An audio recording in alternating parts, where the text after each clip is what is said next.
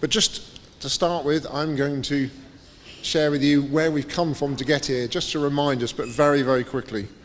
So firstly, what is our vocation? As Christ Church, it has been and always will be to proclaim the good news of Jesus Christ afresh in each generation. We mustn't forget this. This isn't just about the building, it's about sustainable church going forward. Well, part of that going forward is with our vision. We've had this vision for a while. It's about us being more inviting of our communities, more connected to each other, more touched by inspired worship, and more inviting of families and children. Hopefully all of us remember that. But that's very much built in. Who is Christ Church? Well, Christ Church is the congregation, everybody here, our members, most of the people here, users, local communities, sister churches, online visitors. We are a big group of people, which is great, absolutely great. What is the project objectives? Well, that's to ensure that Christ Church Cockermouth is on a sustainable footing for existing and future generations. However, I must say the project does not cover everything that we do, because we do so much.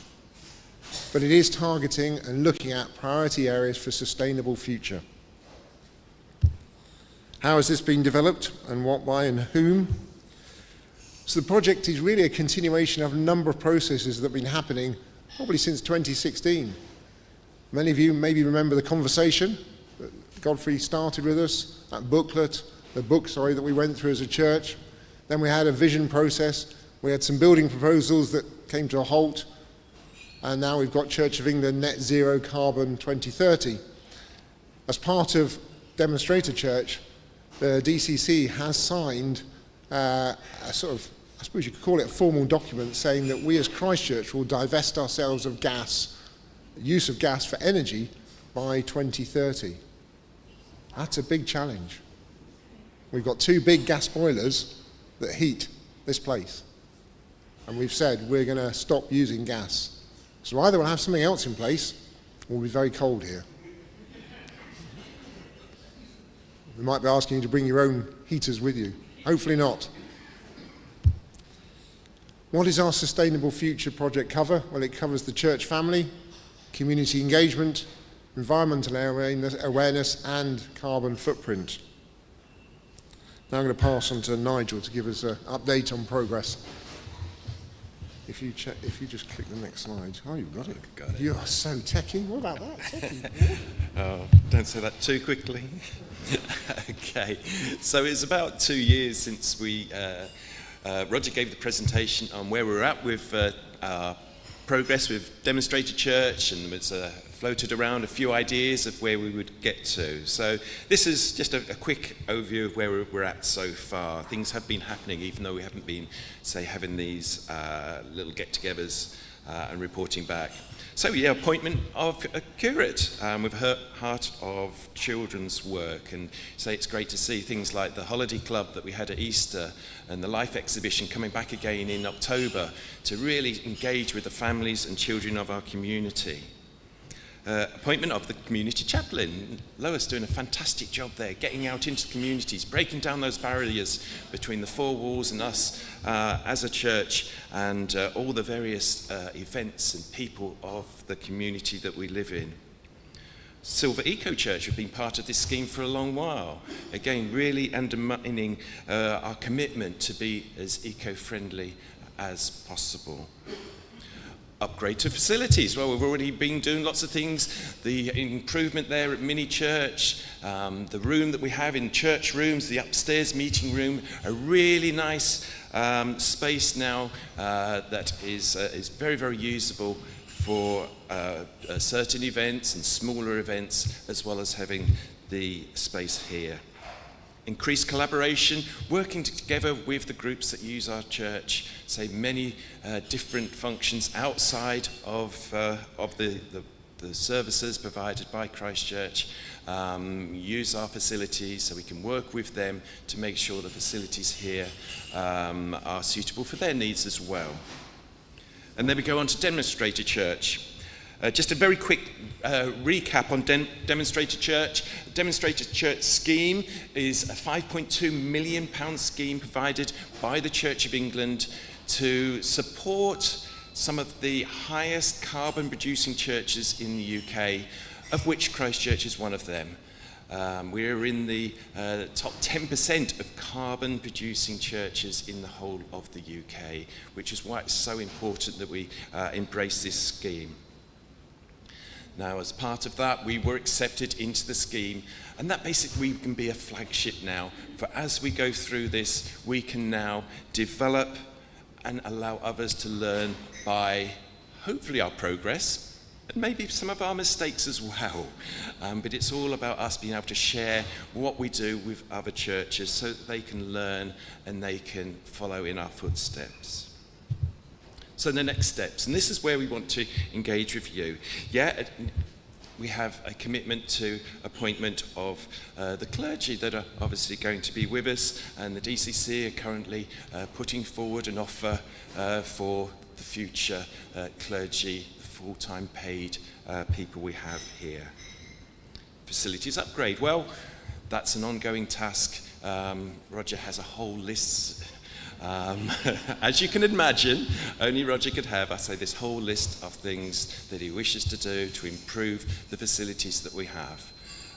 There's always something to do. If you're ever free, most days of the week, there's always something we can find for you to do. So the Demonstrator Church roadmap, where are we going? What's the next step along that journey? Well, appointment of architect. We want something tangible that you can physically see what is going to be proposed to you. So this week we have appointed an architect. Roger has a meeting hopefully with them this week to go through some of the finer detail, which will enable them to sit down and do whatever architects do, drawing up some plans that we can display for you to come and view and to give your feedback. Your feedback is going to be so important to getting this right. These architects, they're not part of our congregation. They may not understand how we work. So it's really important that connection between us and what we feed to them and the final results is spot on, really. Updates, well, we want to have these little updates, these little gatherings more often. I say as things progress now, hopefully a little bit faster than every 2 years, that every few months we'll give you a little update of where we've got to, so again we can welcome your feedback, your comments, and again you'll be able to see what's going on behind the scenes with this small working group there. Researching potential funding. Now, I'm sure funding is on everyone's minds when we start talking about we want to do this, we want to do that. How is it going to be funded itself? So we've started that journey. We haven't made any applications for money yet because we don't know how much exactly it's going to cost. But we have again the help from professionals employed by the Church of England, who are experts in pointing us in the direction, shall we say, of various funding sources, these grants that are available. And much our surprise, actually, there's quite a few different bodies that are helping in various different ways on the sustainable side of things. Some of it's on the heritage side of the building, again, that we can tap into and hopefully will make that project as we go through it more and more viable. So what's going to be required? What are we going to be physically doing here? I'm going to start with the last one on the list, heat pump. As Gareth has mentioned, we have 2 gas boilers out there burning away, keeping us all nice and toasty each time we meet. We need to get rid of them and replace it with a heat pump. Something is very expensive to run. It's a very expensive piece of equipment, but it is, let's say, providing net zero energy for us. So how do we make that use of a heat pump viable? Well, that goes down to the 3 listed above there. So first of all, compartmentalization, making sure we're heating the area that we're using.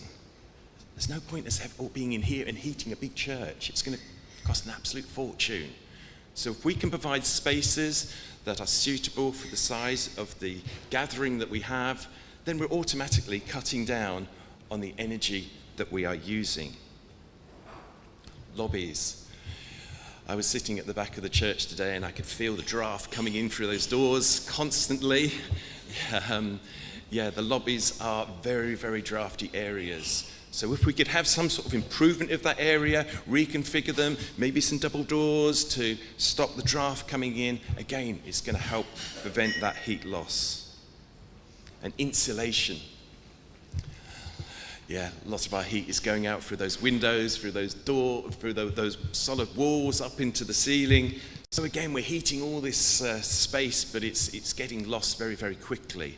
So we'd like to look at ways of how we can insulate the building more fully to keep the heat that we are putting in from our heat pump and keeping it in the building to keeping us all warm and comfortable. Cost. Bob.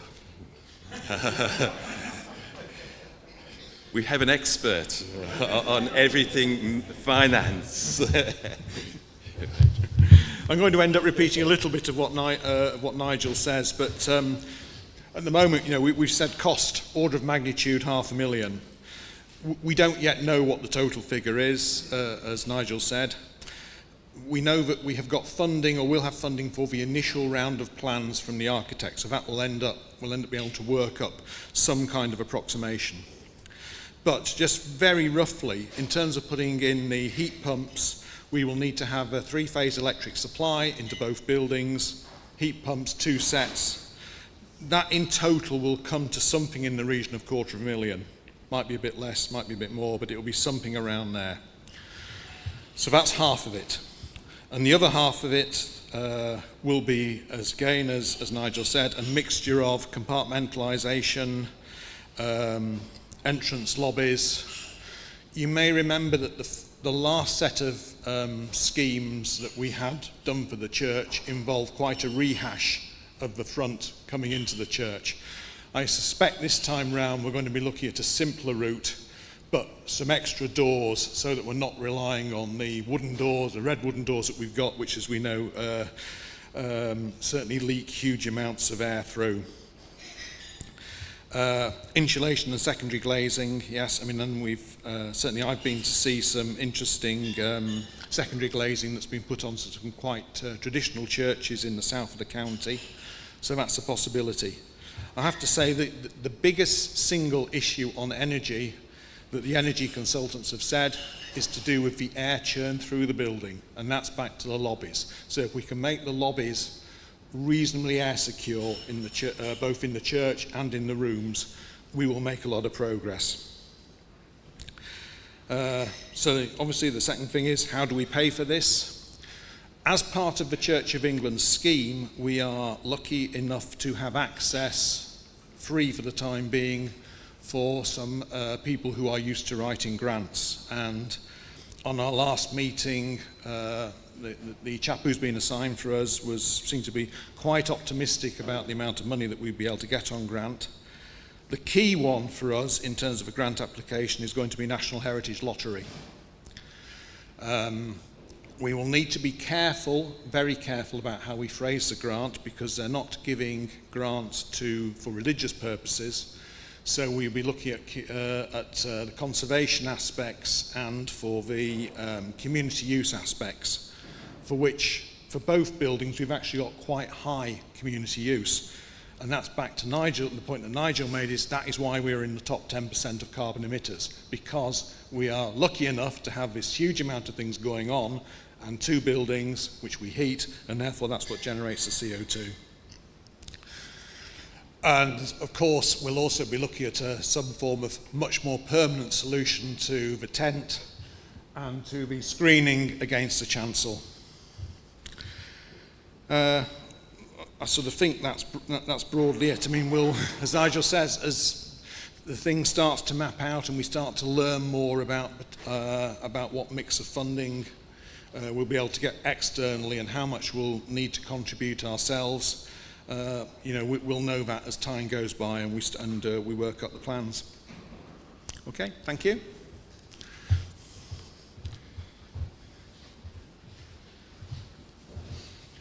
Okay, so thank you very much for listening. I don't know if at this stage if there is any questions. Some of them, if they're techie, we might have to wait for our faithful friend to return. But we're quite welcome to listen to them, to take note, and to get back if there are any initial questions that you have at this time. Yeah. Rob. If you want to put your hand up, I'll come round with the mic. But he's already stolen the mic from me. So Sorry. You know what I'm like. Thank you, the three of you, especially doing it on the hoof a bit. Much appreciated. You mentioned, Gareth, that the previous plans kind of coming to a halt type thing. They obviously involve potentially moving the font and other more accessible, welcoming thoughts, both external appearance and internal. Then, Bob, you were saying about actually going simpler. Could you just explain, are we effectively totally putting those on the shelf, the previous plans, and starting again, or can we still embrace some of the more internal structure changes as well, moving the font, etc., that we were discussing for the right reason? at this moment we are starting again, but they exist, we know about them. The architect that hopefully will help us did those, so they might, parts of those might be involved, but we haven't really got to that stage yet. Okay, thank you. That will hopefully come out in the next year. Anybody else? Right. Martin, I'll give you this mic. Just very techie and specific, I'm afraid, which is in installing a heat pump. I remember that I think it'll be about 15 years ago now when we redid the heating last time. Quite a number of new radiators put in. Would we need new radiators again, or will we be able to use the existing radiators?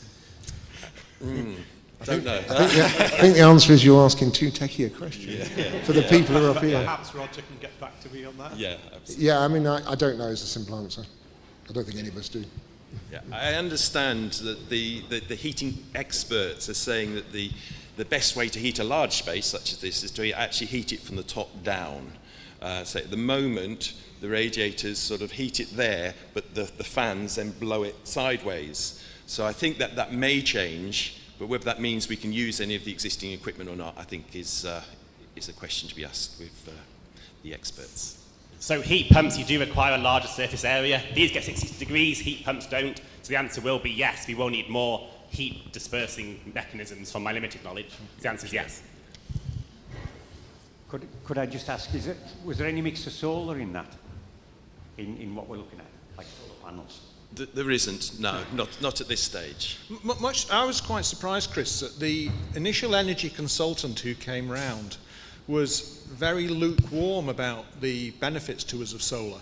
And I'd expected them to say, almost, you've got a great south-facing roof, surely you would want to put panels on it. So I am, maybe as time goes by, solar panels are getting relatively cheaper because more of them are going in, economies of scale. Maybe the advice will change, but I am surprised. I mean, certainly one thing we would do if we were having solar panels in, we'd need quite a battery bank, because we clearly were generating power at the time where we may not want to use it. Just to add that, I know a discussion with Roger about that, and the way we're sort of heading is insulate, move to electricity, then you can look at generating it yourself. But there's no point diving in at the generator yourself if you haven't switched to electricity and haven't already insulated. If we tried to dive in to use recyclable now, we've got 2 gas boilers to replace. Before we can get to using renewables or moving to electricity, we need to insulate to the point where we only need 1 gas boiler to replace, because we can't generate enough electricity to generate the same amount of heat the 2 gas boilers are providing. Sorry, that makes a lot of sense, but in broad terms, we're using a lot more heat than we can turn into get from recycling from our own location here. What we can do is move to electricity and buy a green tariff. Once we're at that stage, then we can look at generating more ourselves. But there's no point trying to generate it ourselves if the amount we need to generate is too huge to do that. We need to get that down through insulation, then move to electric generation. Once we're in that phase, then other things come on. But as has already been pointed, we'd also need things like battery banks as well. So the first thing is to get to the point where we're just running on electricity, and as little electricity as possible via insulation and lobbies. Then we can look at those elements. Sorry, Rob. So heating generally comes in a pair with ventilation. I've got a slight concern that if we compartmentalise and keep lots of stationary air, it's going to get musty, a bit oppressive and not very pleasant to be in if, unless we've got adequate ventilation. Can you speak to that, please? I think that's part of the detail that we expect the architect to solve for us. At the moment, we're way too early in the position of that, but it's certainly something to raise when you see some plans, ask about, is there enough ventilation in there? In spaces like this. Yeah. Anybody else? Somebody else I thought put their hand up.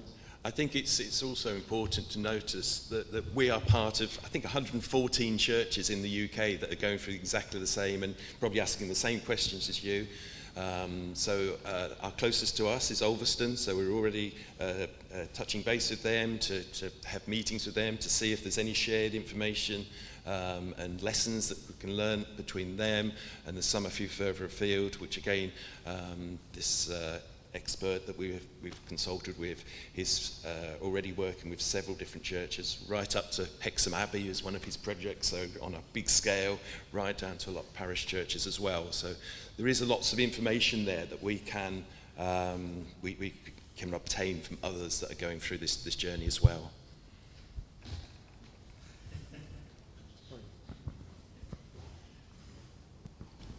It's also occurred to me we might need a little bit of culture change in that rather than holding the doors open and welcoming and chatting in our spaces, if we need them to shut, we maybe need to change our culture to move to the coffee and go and chat somewhere, not holding the doors open. What, a little sign perhaps saying welcome this way and an arrow or something. Anyone else? I mean, please ask questions after this, going forward in the next months to come. Roger will be back at some point. You can always just talk to him.